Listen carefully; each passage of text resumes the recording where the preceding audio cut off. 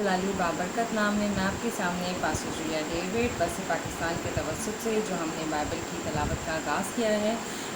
Bible मुक़द्दस की पहली किताब पैदाइश और इसका 44 चैप्टर में आज आपके सामने तलावत करूँगी।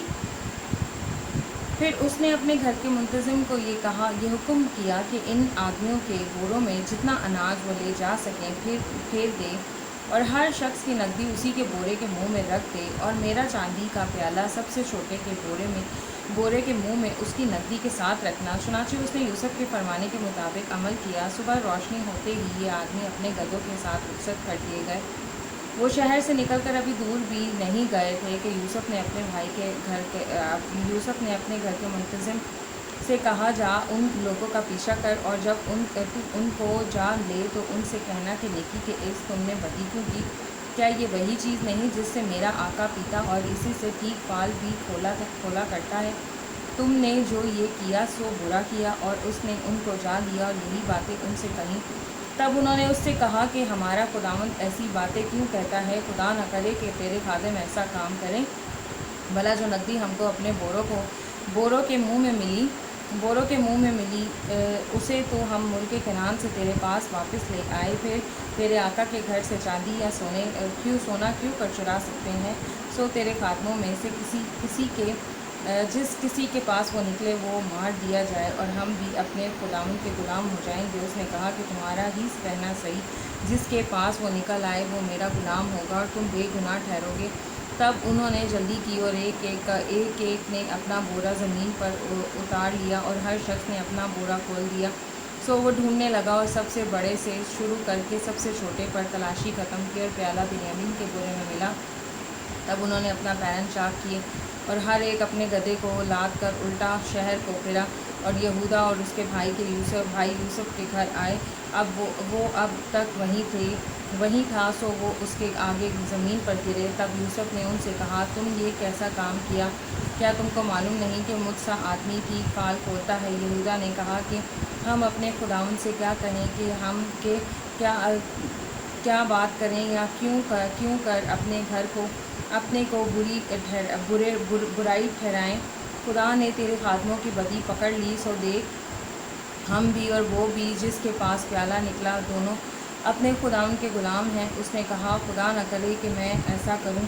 जिस शख्स के पास से प्याला निकला वही मेरा गुलाम होगा और तुम अपने बाप के पास सलामत चले जाओ। तब यहूदा उसके नज़दीक जाकर कहने लगा, ए मेरे खुदावंद, ज़रा अपने खादिम को इजाज़त दे कि अपने खुदावंद के कान में एक बात कहें और तेरा गज़ब तेरे खादिम पर ना भड़के, क्योंकि तू फ़िरौन की मानद है। मेरे खुदावंद ने अपने खादिमों से सवाल किया था कि तुम्हारा बाप या तुम्हारा भाई है, और हमने अपने खुदावंद से कहा था कि हमारा एक बूढ़ा बाप और उसके बुढ़ापे का एक छोटा लड़का भी है और उसका भाई मर गया और वो अपनी माँ का एक ही रह गया। सो उसका बाप उस पर जान देता है। तब उसने अपने खादिमों से कहा कि उसे मेरे पास ले आओ कि मैं उसे देखूं। हमने अपने खुदावंद को बताया कि वो लड़का अपने बाप को छोड़ नहीं सकता, क्योंकि अगर वो अपने बाप को छोड़े तो उसका बाप मर जाएगा। फिर तूने अपने खादिमों से कहा कि जब तक तुम्हारा छोटा भाई तुम्हारे साथ ना आए तुम फिर मेरा मुंह ना देखोगे। और यूँ हुआ कि जब हम अपने बाप के पास जो तेरा खादिम है पहुँचे तो हमने अपने खुदावंद की बातें उससे कहीं। हमारे बाप ने कहा, फिर जाकर हमारे लिए कुछ अनाज मोल लाओ। हमने कहा, हम नहीं जा सकते।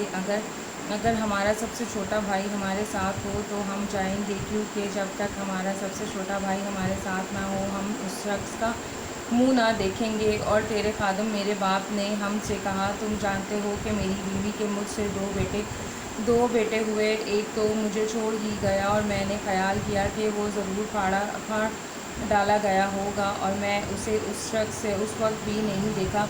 अब अगर तुम इसको भी मेरे पास से ले जाओ और इस पर कोई आफत आ पड़े तो तुम मेरे सफ़ेद बालों को गम के साथ कब्र में उतारोगे। सो अब अगर मैं तेरे खादिम अपने बाप के पास जाऊं और ये लड़का हमारे साथ ना हो तो चुनाचूं के उसकी जान इस लड़के की जान के साथ वाबस्ता है। वो ये देखकर कि लड़का नहीं आया मर जाएगा और तेरे खादिम अपने बाप के जो तेरा खादिम है सफ़ेद बालों को गम के साथ कब्र में उतारेंगे। और तेरा खादिम अपने बाप के सामने इस लड़के का ज़ामिन भी हो चुका है اور یہ کہا کہ اگر میں اسے تیرے پاس واپس نہ پہنچا دوں تو میں ہمیشہ کے لیے اپنے باپ کا گنہگار ٹھہروں گا، اس لیے اب تیرے خادم کو اجازت ہو کہ وہ اس لڑکے کے بدلے اپنے خدام کا غلام ہو کر رہ جائے اور یہ لڑکا اپنے بھائیوں کے ساتھ چلا جائے، کیونکہ لڑکے کے بغیر میں کیا منہ لے کر اپنے باپ کے پاس جاؤں گا؟ کہیں ایسا نہ ہو کہ مجھے وہ